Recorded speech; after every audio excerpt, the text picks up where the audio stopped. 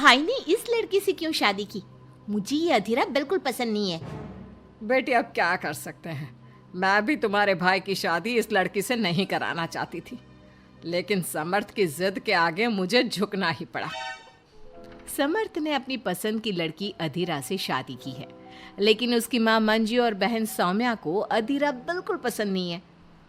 समर्थ की माँ ने तो अपने बेटे के प्यार के आगे अपना सर झुका लिया और दोनों की शादी करवा दी, लेकिन सौम्या ने अभी तक हथियार नहीं डाले थे। वो अभी भी अपनी भाभी को घर से निकालने की हर मुमकिन कोशिश कर रही है। बहू, ओ बहू, आज चाय मिलेगी या नहीं? लाई माँ जी। एक तो समर्थ भी न जाने कहां से इस लड़की को पकड़ कर ले आया है। हर काम ऐसे करती है मानो हाथों में मेहंदी लगी हो। लीजिए माँ जी चाय। अच्छा तो ले आई तू चाय। मुझे तो लगा था कि तू सुबह की चाय दोपहर के खाने के बाद देगी। माँ जी दूध वाला लेट आया था, इसलिए चाय बनाने में लेट हो गई। इतने में सौम्या वहां आ जाती है। माँ, मैं अपनी सहेली देविका से मिलने जा रही हूँ, शाम को आऊंगी। सौम्या, मैंने तुम्हारे लिए नाश्ता बना दिया है, पहले नाश्ता कर लो फिर चली जाना। मुझे आपके हाथ का बेस्वाद खाना नहीं खाना। मेरी सहेली देविका बहुत अच्छा खाना बनाती है, मैं उसके यहाँ खा लूंगी। ओके माँ, बाय, मैं चलती हूँ। सौम्या के जाने के बाद मंजू अपनी बहू पर चिल्लाते हुए कहती है, बहू तूने इतनी बुरी चाय बनाई है, इससे अच्छा तो तू जहर पिला देती, कम से कम वो मीठा तो होता। अगर मेरे बस में होता तो चाय की जगह जहर ही दे देती। कुछ कहा तूने? अब नहीं माँ जी, मैं दूसरी चाय बना देती हूँ। रहने दे, मैं जा रही हूँ अपनी बहन के घर, तो घर का सारा काम करके रखना, शाम तक आ जाऊंगी। और हाँ, रात के खाने में कुछ अच्छा बना लेना। मंजू अधीरा पर हुक्म चलाकर चली जाती है। अधीरा बड़बड़ाती हुई किचन में जा रही होती है कि तभी समर्थ वहां आ जाता है। अधीरा नाश्ता लाओ जल्दी से, ऑफिस के लिए देर हो रही है। क्या करोगे नाश्ता करके? किसी को भी मेरे हाथ से बना खाना पसंद नहीं आता, आप भी बाहर ही कर लेना नाश्ता। लगता है माँ और सौम्या ने फिर तुमसे कुछ कहा है, तभी तुम्हारा मूड इतना खराब है। तुम माँ और सौम्या की बातों का बुरा मत माना करो। मैंने माँ के खिलाफ जाकर शादी की है ना, इसलिए वो तुमसे कुछ उखड़ी उखड़ी रहती है। लेकिन मुझे पता है, जिस तरह तुमने मेरा दिल जीत लिया, उसी तरह तुम माँ और सौम्या का दिल भी जीत लोगी। बातें बनाना कोई आपसे सीखे। अब आपको ऑफिस के लिए देर नहीं हो रही?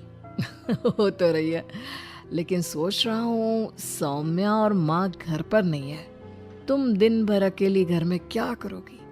मैं आज ऑफिस की छुट्टी कर ही लेता हूँ। नहीं नहीं नहीं, मैं घर में अकेली रह सकती हूँ, आप ऑफिस जाओ। चलो जाओ और अपना काम करो। समर्थ ऑफिस चला जाता है और शाम को जब सभी घर आते हैं, अधीरा सबके लिए बड़े प्यार से खाना तैयार करके रखती है। सौम्या सबसे पहले किचन में जाती है। अरे वाह, खाने की तो बहुत अच्छी खुशबू आ रही है, लेकिन मुझे इस खाने का मजा किरकिरा करना ही होगा। सौम्या खाने के अंदर बहुत सारी हल्दी डालकर चली जाती है। उसके बाद अधीरा सबके लिए खाना लगाती है, लेकिन किसी को भी खाना अच्छा नहीं लगता। छी भाभी, कितना बुरा खाना बनाया है। इससे अच्छा तो आप हमें मना ही कर देती कि आप खाना बनाएंगी ही नहीं, तो हम बाहर से ही कुछ अच्छा खाकर आ जाते। कम से कम हमारे मुंह का स्वाद तो नहीं बिगड़ता।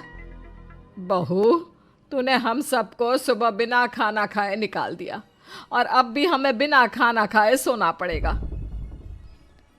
क्या करती हो अधीरा? तुम्हें खाना बनाना भी नहीं आता क्या? दिमाग खराब कर दिया। समर्थ गुस्से में वहां से चला जाता है। उसके पीछे पीछे सौम्या भी जाती है।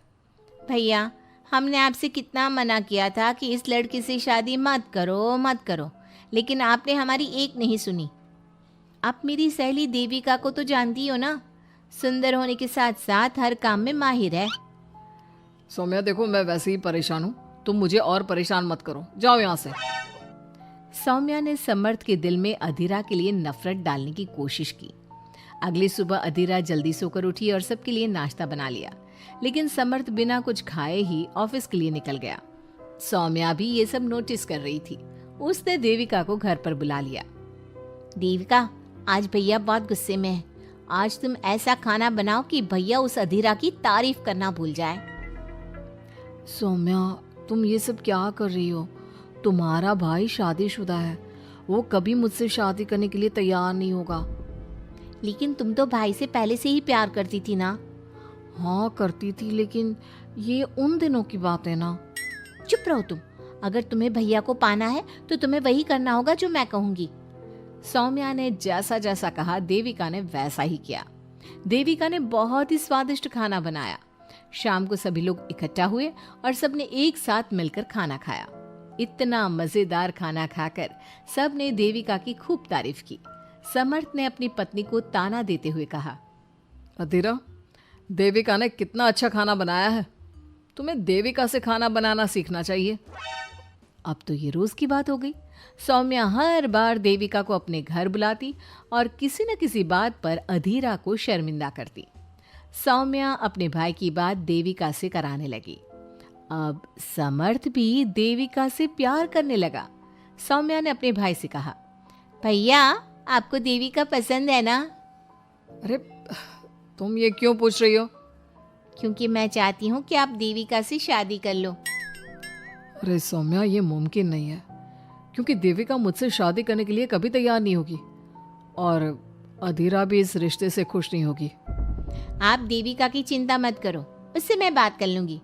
आप बस अधीरा भाभी को समझा दो। सौम्या की बात सुनकर समर्थ अधीरा के पास जाता है। वो उससे अपनी और देविका की शादी की बात करता है। अधीरा, मैं देविका से शादी करना चाहता हूँ। क्या? आप शादी करोगे? लेकिन क्यों? क्योंकि मैं उससे प्यार करता हूँ।